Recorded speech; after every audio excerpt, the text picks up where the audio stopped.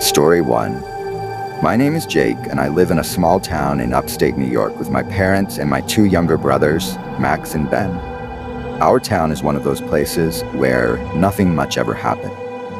Quiet, peaceful, and everyone knows everyone. But one night, something happened that changed the way we looked at our home, ever. It was a chilly autumn evening, and we were all at home, trying to decide what to do for dinner. My mom had been busy all day and was too tired to cook, so we decided to order in. We figured it would be a nice treat, and after a bit of debate, we settled on Subway. We had heard that the Subway in town had moved into an old, abandoned house that people said was haunted, but we didn't believe in such things, and the idea of a haunted Subway seemed more like a joke than anything else. I pulled out my phone and placed the order. It was a simple meal: sandwiches, chips, and drinks. Confirmation said the food would be delivered in 20 minutes. We waited, chatting and watching TV, not thinking much of it. But then the doorbell rang, and everything changed. When I opened the door, I was greeted by a young delivery guy who couldn't have been much older than me. But there was something off about him. His face was pale, almost ghostly, and his eyes seemed to stare right through me. He handed me the bag of food without saying a word. His hand brushed mine as he did, and it was ice cold, like he'd been standing outside for hours. I thanked him, but he didn't respond, just turned and walked away, disappearing into the night. Back inside, we unpacked the food. It was all there, just as we ordered. The sandwiches were hot, too hot. It was strange, but we were hungry, so we didn't think much of it. We were just about to dig in when my phone rang. It was the Subway restaurant. "Hello? Is this Jake?" A voice asked on the other end. "Yes, this is him," I replied. "I'm so sorry, but there's been a mistake with your order. Wrong sandwiches were sent to your address. We're sending someone over with the correct ones right now. Could you please give the other ones back to the driver?" I was a bit annoyed, but I agreed. I told my family we'd have to wait a little longer, and sure enough, the doorbell rang again just a few minutes later. I opened the door, and there was the same delivery guy standing there with another bag of food. But this time, something was seriously wrong. His eyes were wide, almost panicked, and he was breathing heavily. He handed me the new bag and reached for the old one, but as I passed it over, I noticed his hands were shaking. "Are you okay?" I asked, concerned. He just nodded quickly, not meeting my eyes. Then, without a word, he turned and walked away again. I watched him go, feeling a chill run down my spine. Something wasn't right. We took the food to the kitchen and opened the new bag. The sandwiches were hot, almost burning to the touch. My mom suggested we wait a bit before eating, so we set the food aside and tried to distract ourselves with TV. But I couldn't shake the feeling that something was wrong. As we sat there, trying to relax, there was a sudden knock at the back door. We all jumped, not expecting anyone to be there. My dad went to check it out, and when he opened the door, the delivery guy was standing there again. But this time, he looked different. His clothes were wet, and his face was pale as death. He didn't say anything, just stood there, staring at my dad with wide, terrified eyes. My dad asked him what he wanted, but the guy didn't answer. He just pointed to the bag of food on the counter inside the kitchen. "Why are you back here?" my dad asked, his voice growing more tense. "We already got our food." The delivery guy didn't respond. He just kept pointing, hand trembling. Finally, my dad had enough and slammed the door shut, locking it behind him. We were all freaked out at this point. My mom suggested we call the restaurant to see what was going on. When I called, the manager answered, and I told him about the delivery guy coming to our back door. "That's impossible," the manager said, his voice trembling. "We only sent the delivery driver out twice, the first time with the wrong order and the second time with the correct one. He came back after the second delivery, and he hasn't left the store since."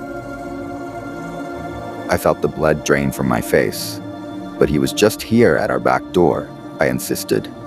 There was a long pause on the other end of the line before the manager spoke again, his voice low and serious. "I don't know who or what came to your door, but it wasn't our delivery driver." I hung up the phone, my hands shaking. I told my family what the manager had said, and we all sat there in stunned silence, trying to process what had just happened. We decided not to eat the food, and instead put it outside on the porch. No one slept well that night. Every sound, every creak of the house made us jump. The next morning, we went outside to check the porch. Food was gone. There were no signs of animals or anything else that could have taken it. Just an empty space where the bag had been. We never ordered from that Subway again, and not long after, we heard that the restaurant had closed down. The old house it was in is empty again, just as it was before. But now, when people walk by, they don't joke about it being haunted. They know better. Who or what visited us that night, we'll never know. But one thing is certain. Something dark, something unnatural, is connected to that old house, and we'll never forget the night we came face to face with it. Story 2. My name is Ethan Turner, and I'm 35 years old now, living a quiet life in Chicago. But even after all these years, the memories of what happened when I was a child in Blackwood, a small town in the middle of nowhere, still haunt me. It's a story I've never told anyone outside my family, and even then, we don't talk about it much. But I think it's time I shared what really happened. I grew up in a modest house on the outskirts of Blackwood, directly across from an old, abandoned railway station. The station, once a bustling hub of activity, had been closed down for years, ever since a series of tragic accidents claimed the lives of 508 people. The station was considered cursed, and everyone in town avoided it.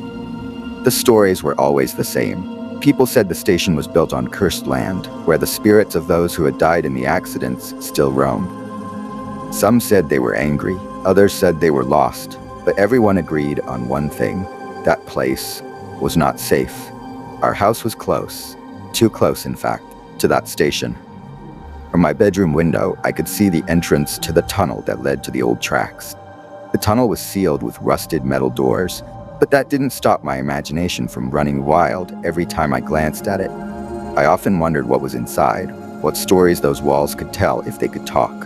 I was scared, sure, but more than anything, I was curious. One summer evening, when I was about 12 years old, my 4 cousins, Ryan, Jake, Brandon, and Tyler, came to stay with us for a week.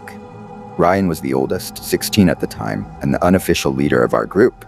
Jake was 14, always the one with a joke or a plan, and Brandon and Tyler, both 13, were more like twin brothers than cousins, always finishing each other's sentences and inseparable. We were close, the 5 of us, and we did everything together. It was Ryan's idea to explore the tunnel. It was late, around 8 p.m., and we were sitting in my room, talking about all the things we could do before they had to leave. The conversation naturally drifted to the railway station, and before I knew it, Ryan had convinced us all that we should check it out. We'd heard the stories, of course, but we were young, and none of us believed in ghosts or curses. It seemed like the perfect adventure.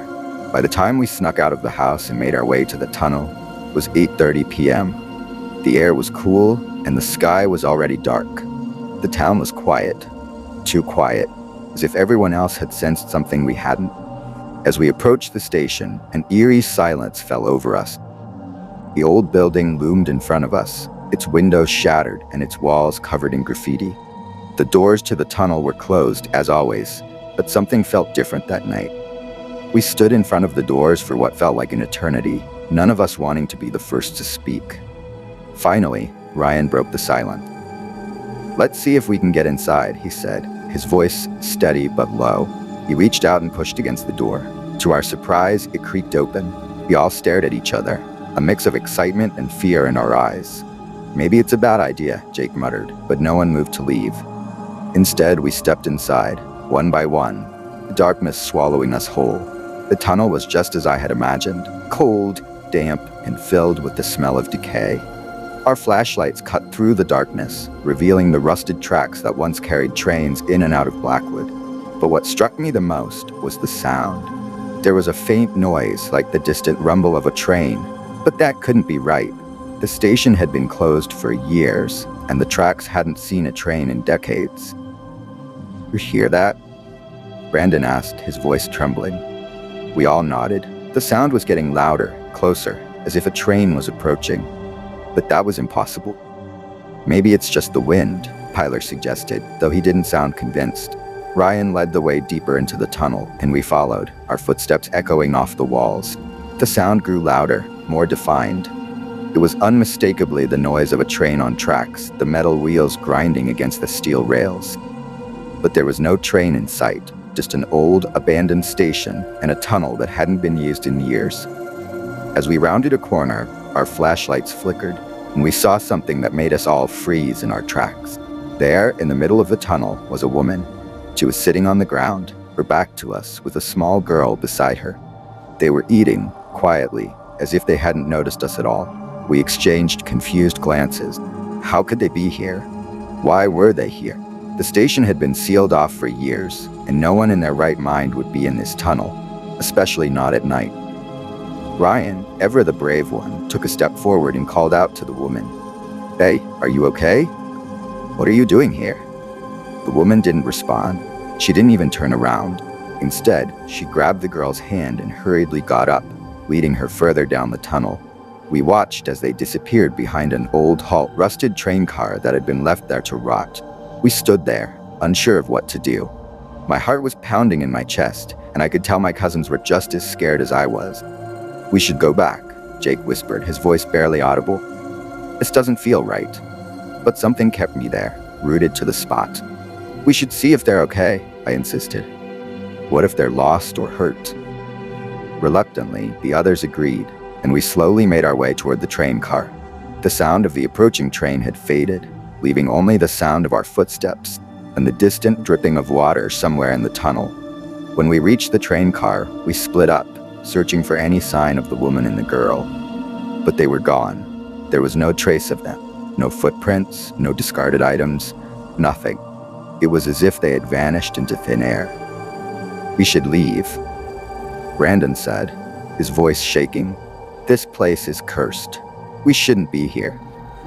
For the first time that night, I agreed with him. We turned and hurried back the way we had come, our footsteps echoing in the empty tunnel. When we finally emerged into the cool night air, we didn't stop running until we were back at my house. The next morning, we told our parents what had happened. At first, they didn't believe us, but the look on our faces must have convinced them we were telling the truth. My dad, who'd grown up in Blackwood, looked more worried than I had ever seen him. He told us something I'll never forget. The tunnel had been sealed off since the station closed, and there was no way anyone could have been in there. It was impossible. From that day on, we never went near the station again. My family moved away from Blackwood not long after, and we never spoke of that night again. But I've never been able to shake the feeling that what we saw wasn't just a figment of our imagination. I don't know what happened in that tunnel, but I do know one thing. Some places are better left alone. To this day, I still think about that night. I wonder if the woman and the girl were real, or if they were something else entirely. Were they spirits, lost souls trapped in that cursed tunnel? Or was it all just a trick of the mind, a collective hallucination brought on by our fear? I don't know, and I'm not sure I ever will. All I know is that I'm glad we got out when we did, because whatever was in that tunnel, it wasn't something you wanted to find. Story 3. Our family's living room always had a peculiar atmosphere, largely due to an old painting that hung on the wall. It was an unusual piece, depicting two women caught in an unsettling scene. One woman seemed to be forcefully dragging the other, her face obscured by shadows, while the dragged figure appeared to be reaching out, her expression a mix of fear and resignation. Colors were dark and murky, with smudges of black and green that gave the whole painting a feeling of impending doom. From my earliest memories, I had always found this painting unsettling. My grandfather, a man of few words and even fewer rituals, was meticulous about one thing: cleaning this painting. Every morning, without fail, he would spend a considerable amount of time polishing the frame and glass. I often watched him from the corner of the room, his concentration unwavering as he performed this daily task with almost reverent precision. My curiosity eventually got the better of me. At around 13 years old, I gathered the courage to ask him why he dedicated so much effort to this seemingly ordinary painting. Grandpa looked at me with a seriousness that belied his usual demeanor and motioned for me to sit beside him. He then began to unravel a story that would chill me to my core. "This painting," he began, his voice steady but tinged with an underlying sadness, was given to us by your grandma's best friend, Eleanor.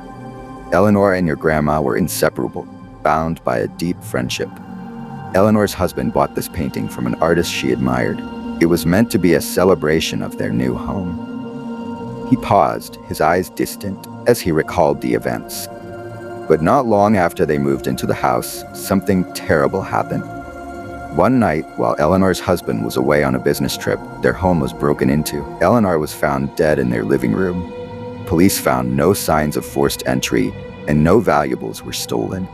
It was as if the intruder came for something much darker. Eleanor's blood was found on the painting. The gravity of Grandpa's words settled heavily over me. Why did Grandma take it with her? Grandpa's face grew even more somber. Eleanor's death devastated your grandma. She couldn't bear to leave the painting behind, believing it to be a token of Eleanor's memory. She felt that the painting, despite its dark association, was a way to keep her friend's spirit close. 4 days after she shared this story with me, your grandma passed away suddenly. It was as if the painting's curse had claimed another victim. I was horrified, but also deeply curious. What happens if you don't clean it? Grandpa gave me a grave look. Some things are better left unknown. Let's just say that the painting holds more than meets the eye. Life went on, but the story of the painting lingered in my thought. It was clear that the painting was no ordinary piece of art, and Grandpa's ritual of cleaning it seemed to be a desperate attempt to ward off whatever curse it might hold. Years later, when I was 16, Grandpa fell gravely ill. His condition deteriorated rapidly, and it became evident that his time was drawing near. In his final days, Grandpa made a crucial decision. He intended to send the painting to his brother, my great-uncle Albert, who lived in another town. It was a decision wrapped in urgency, although he never explained why. Painting was scheduled to be sent by a delivery service, but that day a torrential rainstorm hit. The delivery was postponed, which visibly distressed Grandpa. The storm seemed to mirror his anxiety, and I couldn't help but feel that the weather was somehow connected to the fate of the painting. That night, unable to sleep, I decided to investigate the painting further. I approached it cautiously, my heart pounding. As I examined it, I noticed a disturbing change. One of the women's hands appeared to be severed from the canvas, the torn edge ragged and raw. The sight was enough to send a shiver down my spine. I decided I needed to inform Grandpa immediately, but as I tried to move the painting, I slipped on a patch of water on the floor. Painting fell, shattering into pieces. The last thing I remember was the sharp pain in my head before I lost consciousness. When I woke up, my family was gathered around me, their faces etched with worry. Painting, which had once been shattered, now displayed an entirely different scene. The dark, disturbing image had transformed into a serene landscape, completely unrecognizable from the original. The broken fragments were nowhere to be found, and I was left confused and terrified. I told Grandpa about the incident, but he remained silent, his expression unreadable. His silence was unnerving, and I could sense that he was concealing something important. Shortly after, Grandpa passed away. His last words to me were cryptic. "Fix the painting. Make sure it's right." Following Grandpa's death, I tried to fulfill his request. I contacted art restorers and experts, but no one could make sense of the painting's sudden transformation or offer a solution. The painting's enigmatic nature seemed to defy explanation. 6 years have passed since that fateful night. The painting remains locked away in our attic, untouched and out of sight. Every so often, I hear faint whispers emanating from the attic, as if the painting is calling out. But I have never ventured up there again. The mystery of the painting continues to haunt me. What happened that night? Was the painting truly cursed? Or was there something more sinister at play? Grandpa's obsession with cleaning it, the painting's transformation, and his final instructions remain unresolved. I am left with more questions than answers, and the eerie presence of the painting continues to linger in my mind. What do you think? Could there be more to this story than we've uncovered? Perhaps the painting still holds secrets that are waiting to be revealed, or maybe the true nature of the curse remains hidden, waiting for someone brave enough to uncover it.